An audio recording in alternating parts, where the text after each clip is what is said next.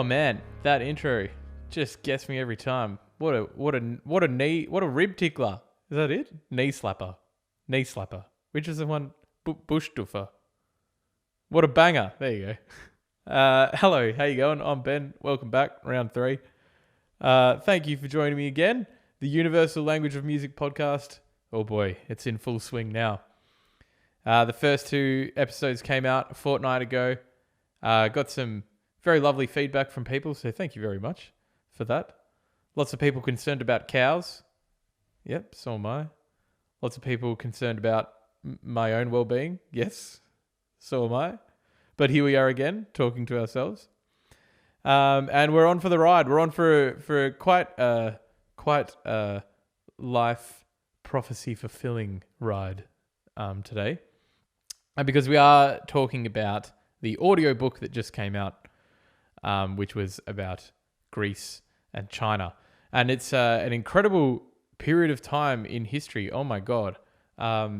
These 2 people, Pythagoras and Confucius, I forgot who it was, Confucius and Pythagoras, living at the same time on the complete other side of the world. And they were just confusing, like so smart, it's confusing. So smart, it's like baffling. Who thinks like that? Like Pythagoras heard some anvils hitting some swords and thought, oh, there must be a ratio that connects the whole universe. What? Mate, go outside. Go roll around in the grass or swim near a pond. You're not a cow. You can actually do that. You know, Confucius. The rites and rituals are what connects the species of people with their inner demons. Fucking hell, man.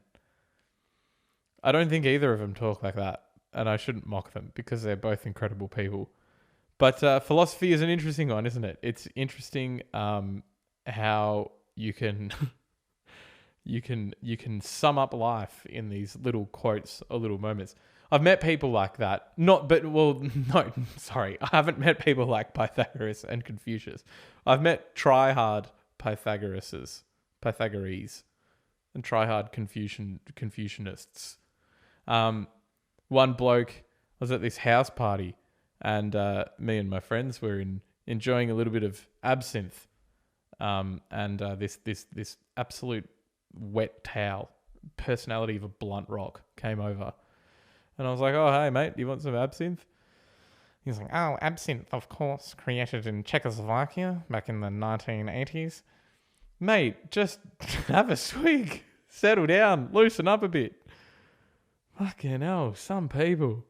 Maybe that's all you need out of philosophy. That's all you need to know about life. If you're worried about life, just when someone hands you a bottle of absinthe, don't profess to know its history and inner workings of how it was created. Just have a goddamn shot and let's go play beer pong and lose. My mum used to do that all the time where I was like,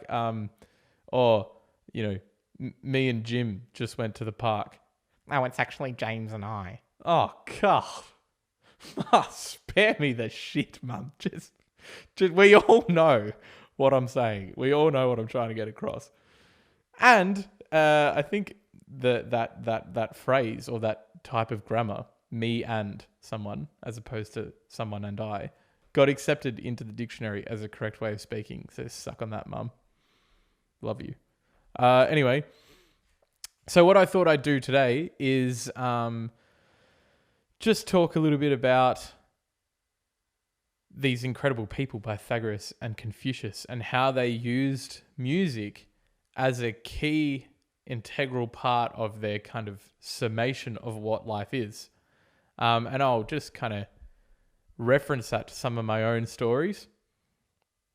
And then I wanted to share a little bit about my music making process or my songwriting process and go through one of the songs that I've written in the past and just explain a little bit about how you can have these thoughts in your mind which don't necessarily need to be conveyed through words when you write a song, and just these little subtleties and little intricacies and little small elements that you add into a song or even take out of a song can really resonate a meaning or can punch through a meaning without having to spell it out for people, which I think is a really awesome, powerful thing that music can do.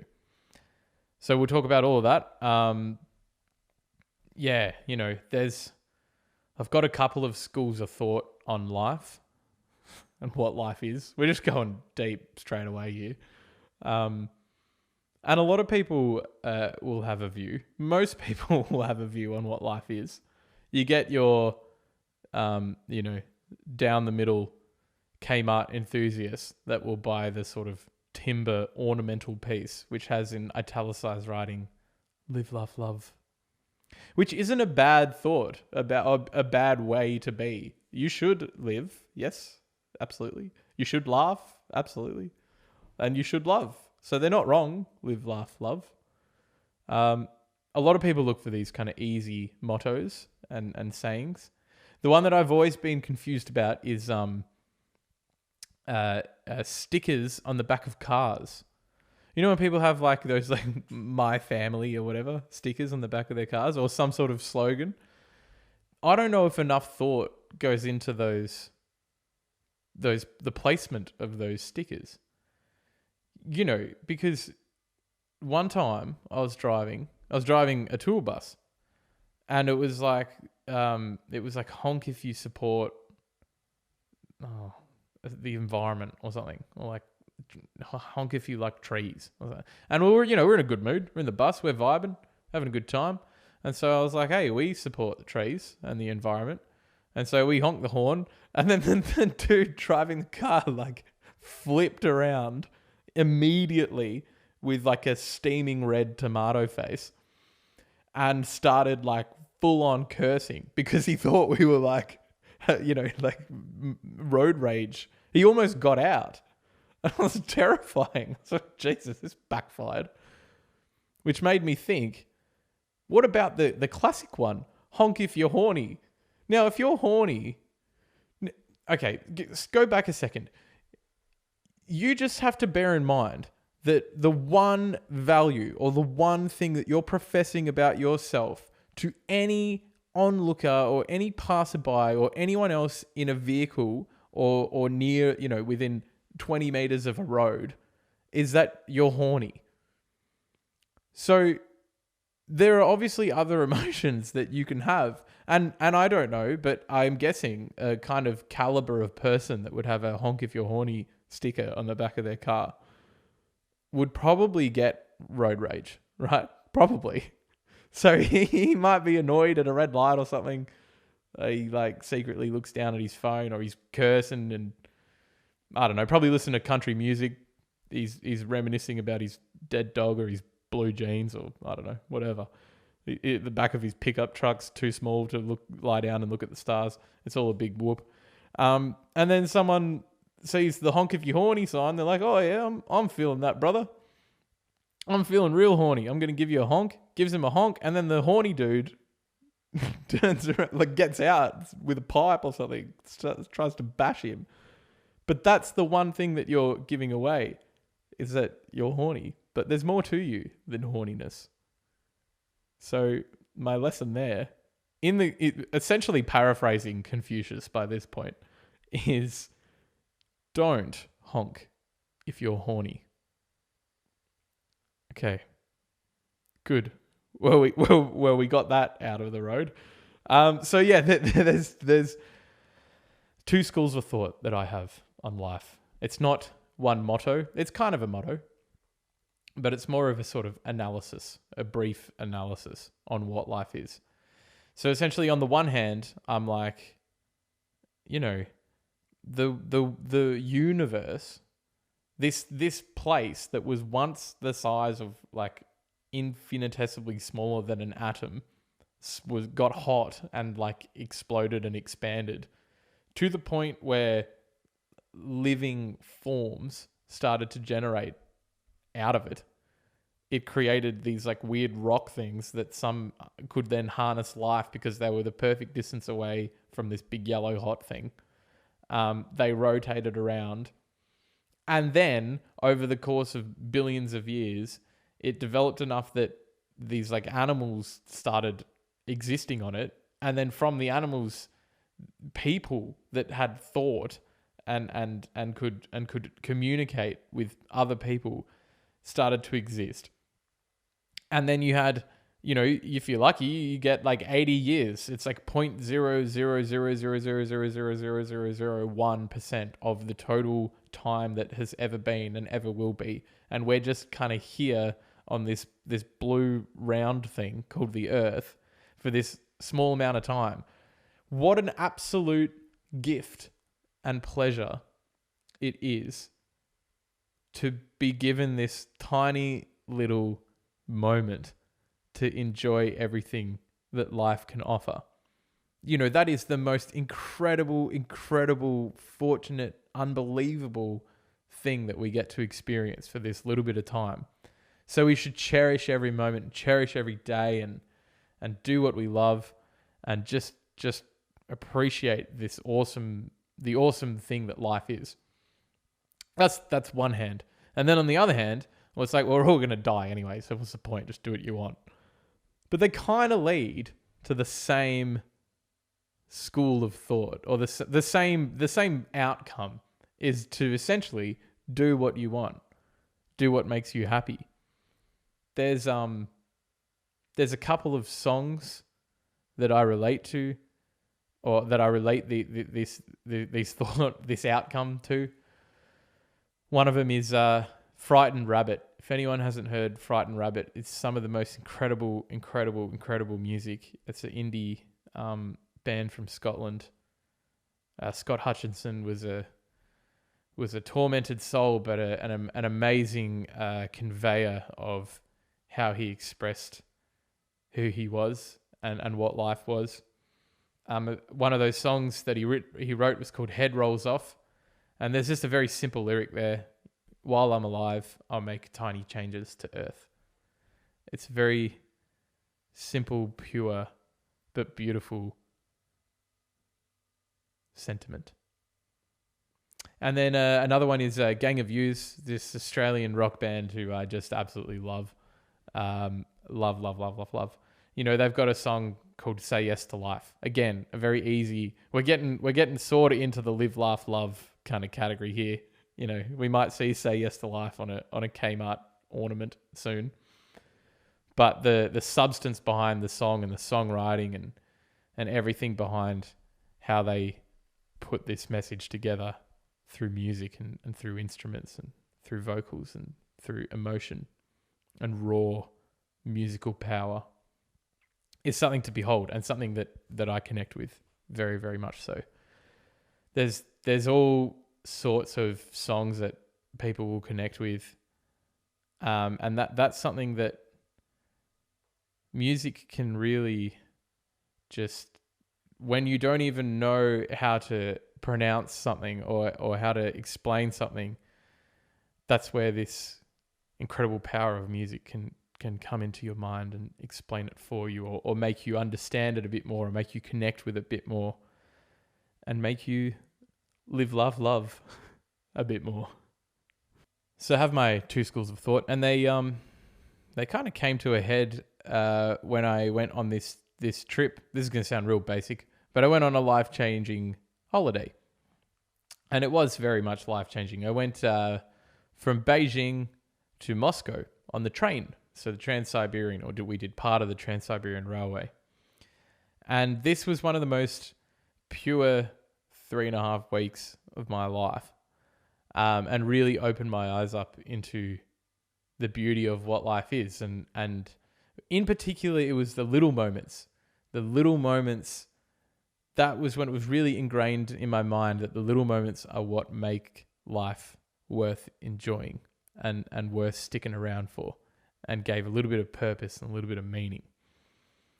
We were on the Trans-Siberian Railway, and it's the longest railway journey in the world, and it's it's not for everyone, but it's just unreal. It's like ultimate wilderness, random journey that you can do across the biggest country in the world. we broke it up a bit. We started in China, had a few days there. We went into Mongolia, had a few days there. Into Siberia, had a few days there. But one of the most memorable parts was we had a stint with 88 hours on the train. So we were going 88 hours. You know, it would stop every, I don't know, few hours for 15 minutes, half an hour at a station, depending on where you were. But this 88 hours was particularly special because we started in a place called Irkutsk, which is pretty much in Siberia. And I think Irkutsk is about 6 hours behind Moscow in terms of time zone. But the trains all ran on Moscow time. And so the like restaurant cart and stuff would be open for dinner, but would be open for dinner Moscow time. So 6 hours is quite a big difference. And, you know, I reckon maybe like, let's say a day into it, we'd crossed through a time zone or two. And so now we had like 3 time zones because we were kind of our minds were still in Irkutsk time. The train was like 6 hours ahead because it was on Moscow time. But then when we were, you know, at a station for half an hour and we went outside there, it was like a different time there. So I had no concept of time. The only concept of time that we knew was that we put a stopwatch on or a timer for 88 hours. So the time was like, we're 16 hours in or we're 40 hours in. And it created this like, for me anyway, created this like ultimate sense of connection and freedom with my mind and with the world. Nothing else mattered in that 88 hours apart from that 88 hours of sitting on a train and keeping yourself entertained. And going to the horrendous toilet. Oh my God. The toilet, if you could even call it that, it was like this tiny little room at the end of the carriage. And it was like a foot release thing, but there was no water. So it was like literally the bottom, like of the bowl thing. You would like flip this thing with your foot and then your waist would fall onto the train track. And so if you were mid sitting or you were post sitting and you missed that specific spot, then like it was just kind of stuck there on the side and you couldn't like get rid of it. So by hour 6, that was like a disgusting experience. And because you couldn't drop the cleaning tool, the paper on the track. So there was like this bin, but it was like an open bin with no lid. And it was like right in front of you because the bathroom was so small. So it was like this disgusting mess. So it wasn't for everyone, this trip. But, you know, nothing else mattered apart from getting through that little moment. And then it was on to the next one. And in a weird way, it was like a little moment like that, which again was a part of a realization of what an incredible journey we're on in life and what an incredible thing we get to experience through life. And either schools of thought there didn't really matter for me. You know, if I was in my mood where I'm like, oh my God, life is a gift. How cool is this? Any bad experience is a learning experience and is a story to tell. And I'm telling it right now, you know, so that is just part of this incredible journey. And if it was in my other mood where it's like, well, I don't care because we're all going to die, then it's again, just a moment in time. It's just fleeting. And it's the same outcome of do what you want. Well, in this case, the only thing you wanted to do was get out of that situation. But yeah, so we would get off, you know, maybe like 2 days in at this point. We'd get off at a stop. And we'd go, it'd be like, I don't know, 4 p.m., 5 p.m. And we're like, all right, when we go back in, we're going to go into the restaurant cart, go have some dinner. And we'd go back into the restaurant cart and it's like midnight and it's closed. So we forgot about that. But when it was open, the restaurant cart, we would sit in there and we'd play some games and card games, and there was one particular moment, particular story. We were playing. We're basing our game on this TV show, Would I Lie to You? So essentially, you write in like a couple of truths about yourself, like stories, things that have happened to you, or like weird talents that you can do, and then a host will write the same number of false things about you and your life, and then they mix it all up, and then it's your turn, and you don't get to see what you pick up. You just pick up a card and you read it, and it's either the truth or it's a lie. And then people ask you questions, and you have to try and explain, like, about what you've just professed, and then they determine if it's true or a lie. So it's a really, really fun idea, and it's a great TV show as well. So anyway, I was the host in this restaurant cart, and as we're cruising through the Siberian tundra, and there was, everyone was laughing. I was throwing out gags left, right, and center, and there was this guy behind us who was just like staring intently at me with the biggest smile, and he was like a skinhead dude, and he had this big scar across his face, like in between his eyes, down his nose, and across his mouth. And he had like one tooth. And he was just staring at me, smiling, and like with the biggest smile. And anyway, after like, I don't know, probably like an hour of playing this game, he comes up and he grabs me by the back of the neck, like really fiercely. And I was like, this is it. I'm going to die from the Russian mob. But he still had this big smile. And he just looked at me and he went, funny man. And I was like, oh, thank you. Oh, like, what's your name? But he didn't tell me. But then it was really nice. And we were just having like this cool moment with this like Belarusian skinhead that's been attacked by the Russian mafia.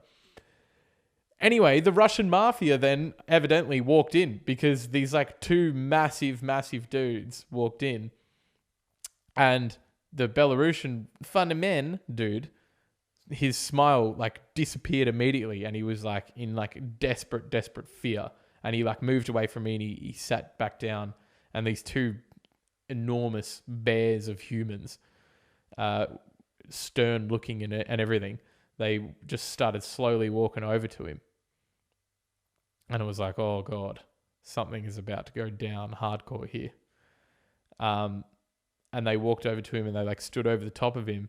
And at that point, the carriage attendant, or the food and beverage attendant, Svetlana, she's like 4'2", little Russian babushka. She comes over and starts screaming at these Russian mafia people, like, don't you dare, blah, blah, blah, and like speaking in tongues, flipping off her clothes. I don't know. She wasn't doing that. She just started yelling at these like 7-foot people. And they just ran off in fear. And then the Belarusian dude started smiling again, and then joined us for Would I Lie to You? And that was another nice little moment. It's just these beautiful moments that just you don't expect to put yourself in. You don't expect to happen. But either way, or any way you look at life, it's like a memory. It's a moment in time. It makes you appreciate things. It makes you, sparks a bit of fear.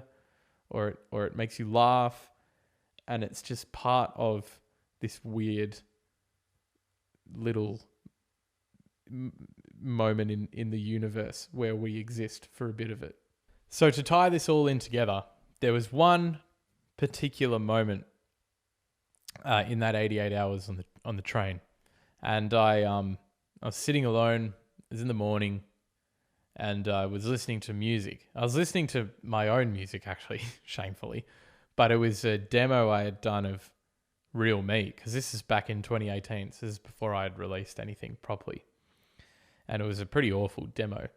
But I was sitting there listening to it, and I was trying to write in my diary about what I'd been going through and how this trip had been amazing.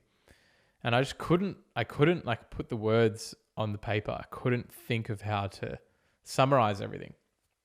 And so I stopped, I put the pen down, and I just stared at the endless birch trees of this Siberian tundra just rolling by. as I was on this weird Soviet era train traveling over 7,000 kilometers across the biggest country in the world.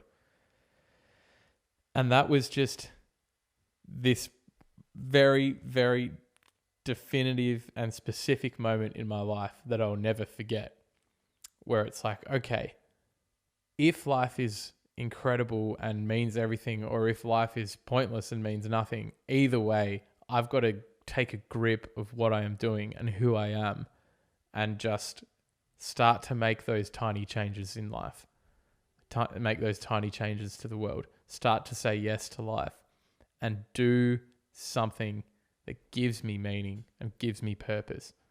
And it was pretty much at that moment where I was like, I will never forgive myself if I do not try and share my love for music with the world. That made me start to practice an incredible amount more.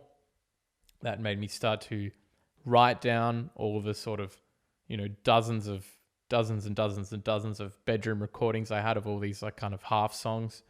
It made me take the step of going to a recording studio and recording stuff. It made me invest in being able to record music myself. And it made me take the plunge and release Mountain Man, a song I've been sitting on for over 2,000 days, for 6 years. I wrote it for the first time when I was living in Adelaide. Actually wrote it on an organ in my uncle's house. And ever since then, I knew it was something that meant so much to me and was so dear to my heart and my life. And then all of these experiences I've just riffed about for 20 minutes, on the Trans-Siberian Railway and in previous episodes about doing some guiding and trying to live my life to the fullest extent and make those tiny changes to the world. It all got encompassed in Mountain Man, and it all came to a head in Mountain Man. It's one of the most important things I've ever done in my life is release this song. And so I thought I would just try and share, certainly not an expert, but I'd just try and share my process for writing music, and how all of these things that I've just talked about for the last sort of 25 minutes can be, or all these things I've talked about life and all these summations and the little mottos and the live, laugh, love and all that, how that can be translated into the writing of a song. So what I've got some little stems here, and I'm going to just talk you through some of them. So Mountain Man, I actually based the chords and kind of the lyrics in a way on a song by Of Monsters and Men, Dirty Paws. It's got a bit of a similar sound to it. There's lyrics of that's how the story goes, the story of the beast with those something old dirty paws. Yeah. And I liked that. I liked the storytelling part of it because as Mountain Man developed over the 6 years that I was working on it, it became a bit of a story about my life and the changes in my life and my dreams and my goals. And it kind of embodied this, the name of it, of Mountain Man, it kind of embodied this persona that I wanted to tell the story for. I wanted to be represented as this alter ego, this mountain man who could, live without fear, or live by harnessing the fear of making changes and, not doing just like a normal, or whatever normal is, but just like a status quo existence. I really felt that I could do bigger and better things. I still think that. And so Mountain Man was just like this perfect embodiment of everything I have been, everything I want to be, everything I try to conduct myself as, and everything that I want to give to the world. And so a natural part of a storytelling process is to build into it. And so that's why, it is a 5.5 minute song. It goes on for quite a while.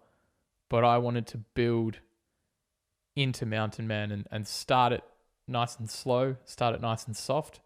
And I wanted to start it with these guitars, which I'll just try and get into view now.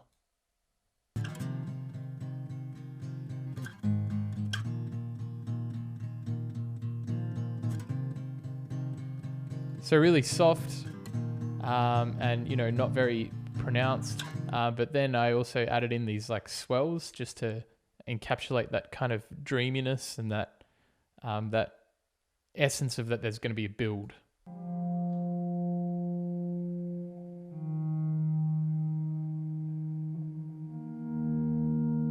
So, it's kind of nothing on its own, but tapped in with those guitars and then this very soft vocal line as well. Here's the story of a man who tried to live his life. A man who knew there was more to this than to sit around, to take no risks. I'm barely even singing.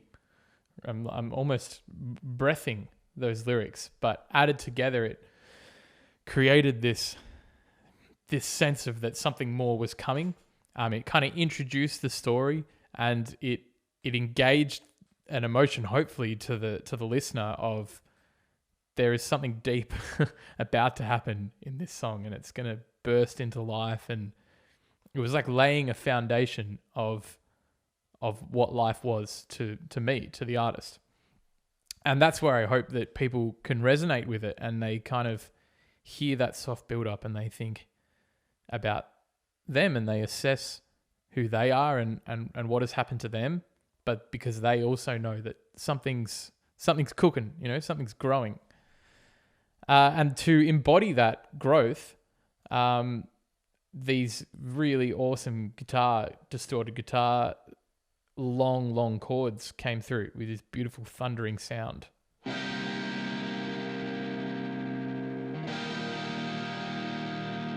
So that's like in the second verse that they start to come through. The voice starts to get a bit more pronounced. I start to bellow it out a bit more. There's still some dreamy kind of guitars going on, but the instruments are slowly getting added. Things are happening, and then we get to this like big crescendo-y build or pre-build where it's now taking you on this journey that's like, I was this is what's happened to me, this is what I'm becoming, and now we're about to witness it, and this is an extraordinary moment of life where all the realization of what I can be is coming to a head. And so that really came at this particular part of the song. Far away he lives, a mountain man alone in time, with not a care at all. It's this he calls a real life. So hold on tight, this is a story of the man who tried. The story of a mountain man who tried to live his life.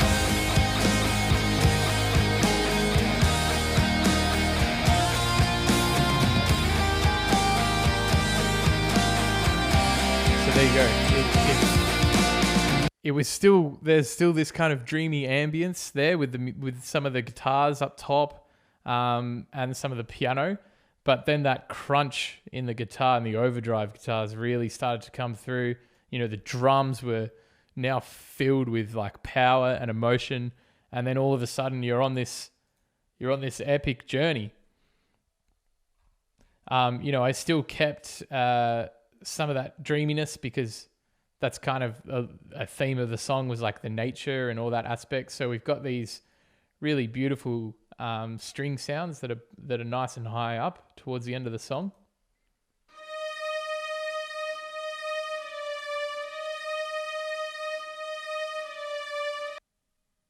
And that's coupled with this little piano bit as well, which is just adding some little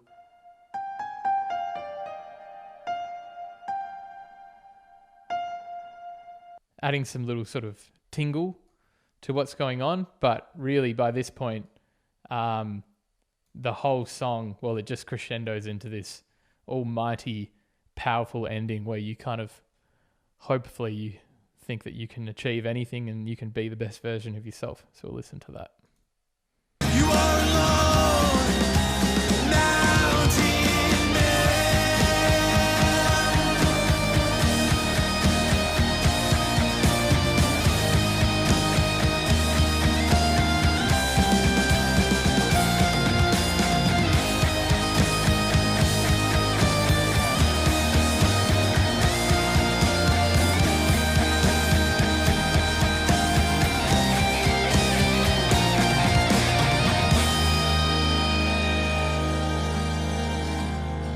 And there in, the space of 5 minutes, I've told a story about my entire life, both the past, the present, and the future, and what it's becoming.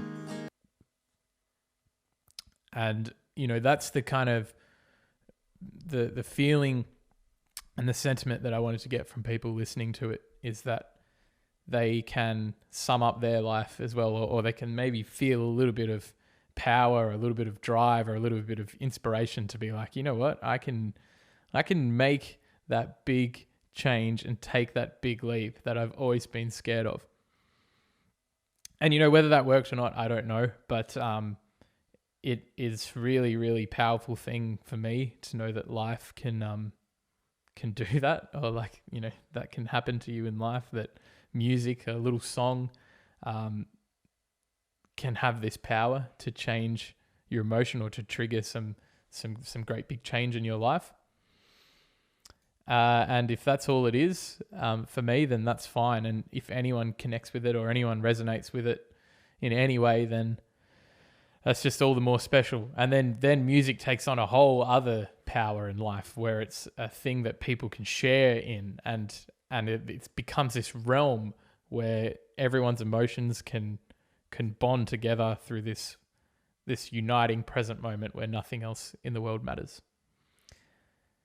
And if that's any reason to keep on enjoying life, then, or if there is any reason to keep on enjoying life, then I think those moments are pretty goddamn special. So that's that's a little assessment, I guess, of music and philosophy and life and everything in between.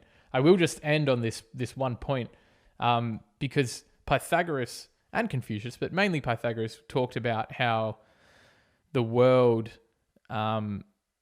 was connected, or the universe was connected, and cosmos is connected, and it's all in mathematics, it's all in ratios, and all in these like special numbers that just tended to appear everywhere.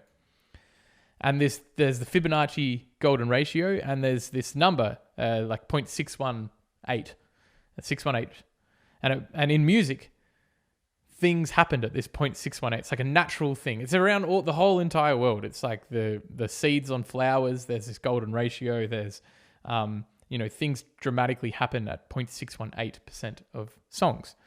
And I was looking into this, and I looked at Mountain Man, and I was like, well, 6.618. In fact, I'll do the calculation right now. We had 5 minutes, so about 328 seconds.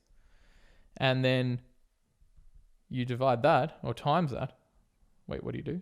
Times by 618, and you get to about 202 seconds in.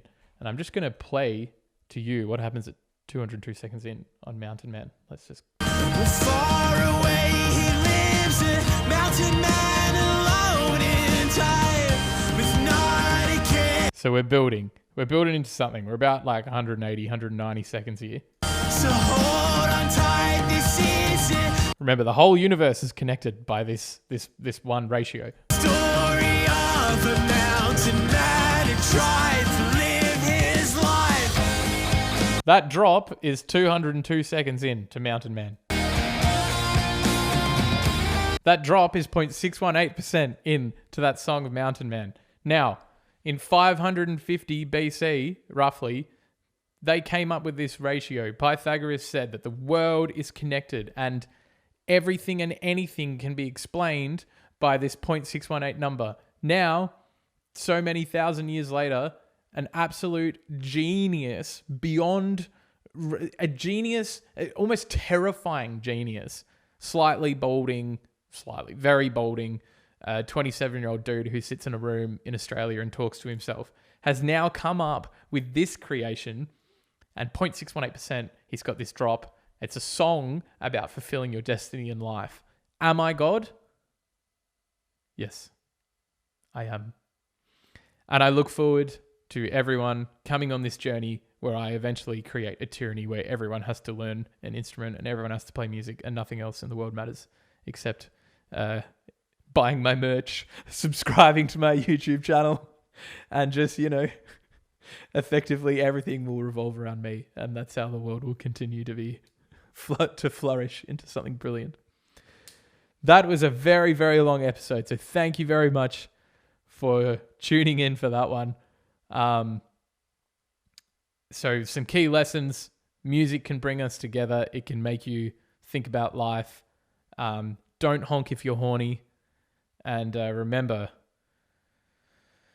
even getting stuck in a bathroom with no toilet is means oh, damn, I fucked it. If you're ever feeling down, just remember, live, laugh, love.